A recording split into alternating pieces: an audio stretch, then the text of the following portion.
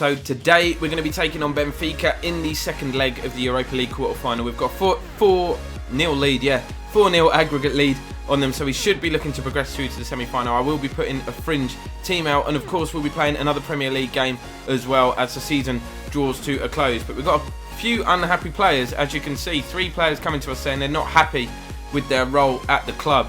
It's Wilfred Bonney, surprisingly, Julian Brandt and Gabriel Agbonlahor, of course, who is a new signing but hasn't really had a look in. They will play today. Obviously, I'm going to rest Bonney for the Premier League games because he is key.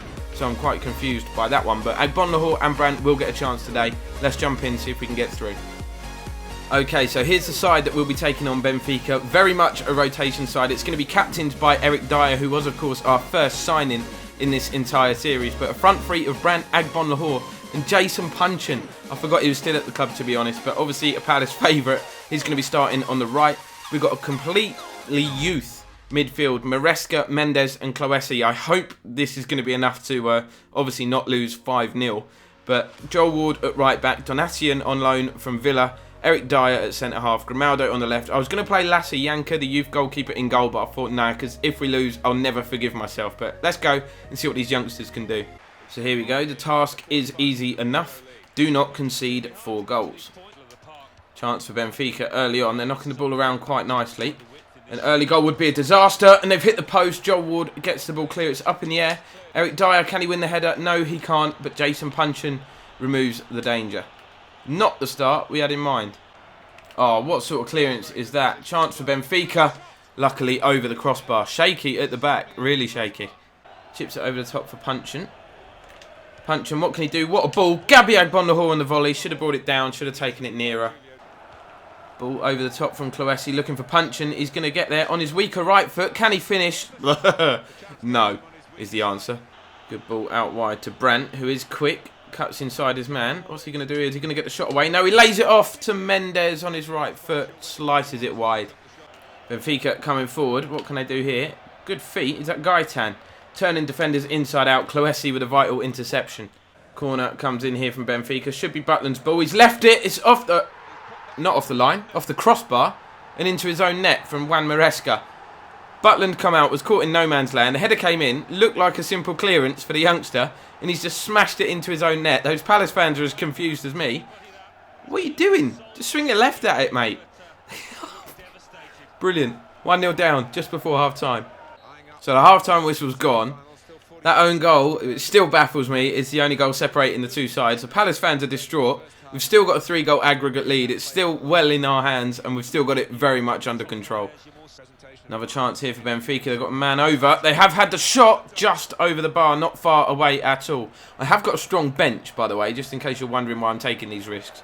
So if it all goes a little bit wrong or it gets a bit tight, I'm making changes. Oh, Cloesi, that's nice. He's found Maresca. What can we do here? Looking to break. Maresca, lovely little reverse ball through to Jason Puncheon. Can he get us level and effectively put us through? Yes, he can. Tie is beyond doubt.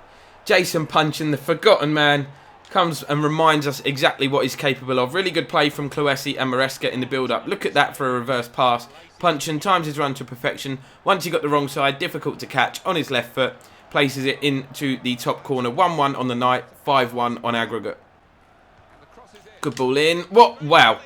Wow. Undefendable, that cross. Really good whip.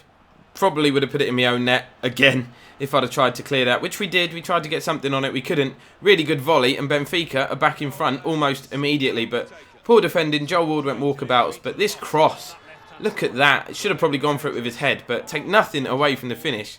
That is as good a volley as you're ever likely to see.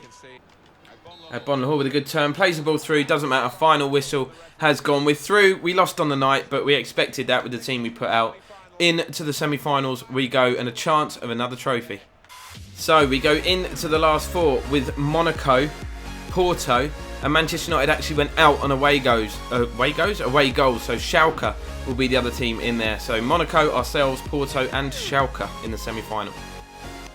So next up is actually our semi-final first leg against Porto, but I want to make sure there is a Premier League game in this episode because that's exciting, isn't it? Trying to win the Premier League title. That was the goal at the start of the season, so we'll play this game and we'll add a third game in where we travel to Anfield to take on Liverpool. So here is the team as we travel to Porto. I've made a few changes with the Liverpool game in just a few days' time.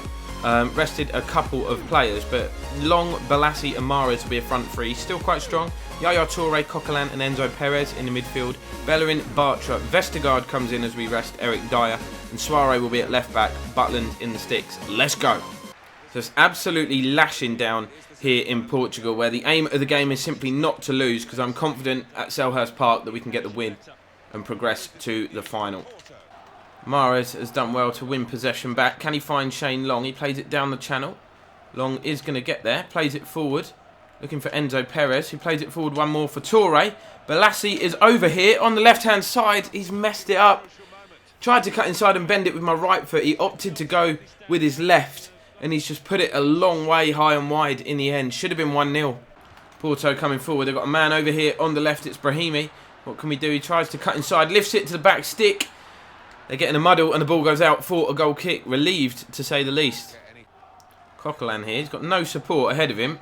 It's a bit uncharacteristic going on a run from him. Now Shane Long beats his man. Looks to hit one from distance. Oh, Shane Long's done it again. It's another wonder strike from the little Irishman. It looked as though he had no support. Coquelin done really well just to keep hold of the ball. Shane Long eventually got up in support. Hit one from distance because he had nobody ahead of him. And it's flown into the top corner. Coquelin, you can see, went for the return ball. Shane Long, it just opened up for him and he hit it just in hope more than anything. And we've got ourselves an away goal and a 1-goal lead here in Porto. Yaya Toure's won the ball back. Balassi finds Shane Long, who finds the back of the net. Again, we just nicked possession of Porto at the back. It's 2 goals in 5 minutes for us. And again, Shane Long has scored. Now, giving me a bit of a selection headache here, because obviously Bonnie is our main striker. He's been scoring goals recently as well. But going into the game at Anfield, who do I start? Shane Long or Wilfred Bonnie? Porto coming forward here. Good move, good shot, good save from Jack Butland. Half-time whistle has gone. We haven't played that well, but we've obviously got the 2-goal lead, mainly because Porto are so casual in possession on the edge of their own box. Our first goal came out of nothing, and the second one was a mistake rather than some good play from us. But 2 goals, 2 away goals at that, and a lead at half-time. So Porto got some room down the right. Here's Corona, whips the ball in to the back stick. Abubakar with the header, couldn't get it on target. Abubakar again with a really good turn and shot again, fortunately for us, off target, but he's been a real nuisance. Porto coming forward. They've got men forward. Gilas, what can he do? Has the shot selfishly. It drops back for him, and he's managed to finish at the second attempt. They do deserve something from this game, Porto, and they have cut the deficit. Obviously, we've got the 2 away goals, which still puts us in a strong position, but there is still more than 15 minutes to play in this game. We need to make sure that we don't give them another sniff. Sniff, even. Okay, so changes going to be made. Ramirez is coming on for Enzo Perez. Cabaye is going to come on for Coquelin, who's knackered, and I'm going to need him for that Liverpool game. And I am going to bring on Bonnie up top for Shane Long, just to make sure that Long does not pick up an injury. Porto throwing everybody forward. Here's Reyes down the right. Got some more defending to do here as they look to get themselves an equaliser. Cross comes in. Vestergaard caught underneath it. Headed away in the end, I think, from Bellerin, but we haven't cleared the danger. Here's Brahimi, worked into the box nicely, and somehow Corona has beaten Butland to the ball, but the flag is up. What a relief. Defensively, all over the show. Porto thought they got themselves level. I thought they got themselves level, but the offside flag was up. We just need to get the ball clear. It's very, very tight. And Porto, in throwing everybody forward, have left gaps at the back, which Ramirez can exploit. We've got a man over at the back stick. Here he is. Balassi, he's missed it again. Probably should have taken a touch. Decided to hit it first time. That would have been the 3rd away goal and put us in a real strong position to reach the final. But again, we've wasted it. So the full-time whistle has gone. Obviously really pleased to get the win here in Porto. But you wonder what might have been. Balassi's chance at the end could have doubled our advantage, could have given us a 2-goal aggregate lead, and obviously the 3rd away goal, putting us in a strong position. But hopefully that won't come back to cost us. Obviously we're in the driving seat and we've got home advantage next as well. Here is the team that's going to be taking on Liverpool at Anfield. We've got some tired players, but hopefully they can battle through. Bonnie starts up top because Shane Long is absolutely knackered. He is on the bench though, so if things go wrong we can chuck him on. Brandt is starting on the left because Balassi's also knackered. Vidio on the right. Cabaye, Coquelin, who's tired as you can see in the middle with Ramirez. Bellerin, Bartra, Dyer and Grimaldo at left back. Butland in goal. Okay, so tough game today. Anfield always a tough place to go. Looking to keep our 4-point lead over Manchester United. Ramirez has gone down again. That is a horrific challenge. And a straight red card 4 minutes into the game. Emre Can has got himself sent off. I think that's twice he's had a nibble at Ramirez, but he just moved the ball on at the right time there. Can straight through the back of him, and it's late as well. It's not even just a tackle from behind. It is very, very late. Can't argue with that. We're going to play 85 minutes here against 10 men. Free kick, 35 yards out. Bonny has got a lot of power in that right foot. He's going to use it. Good save from our old friend Julian Speroni, who's in goal. Played back to Ramirez, who smashes it in.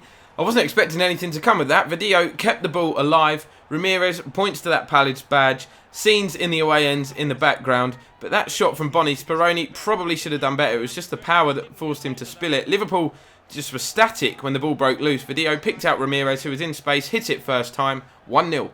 And straight from kickoff, Julian Brandt has dispossessed his man and storms into the box. What can he do with it here? Cuts inside his man. Can it be 2? Speroni does well to keep it out. Liverpool coming forward again here, knocking the ball around nicely. Here's Markovic. Should have got that away. Turns back onto his left foot and then again onto his right. Turning the defenders inside out. It's Markovic. And despite having 10 men here, Liverpool are definitely having the better of the game. Coquelin wins possession back and then goes through Sacco. And then... oh, it's a dirty game, this.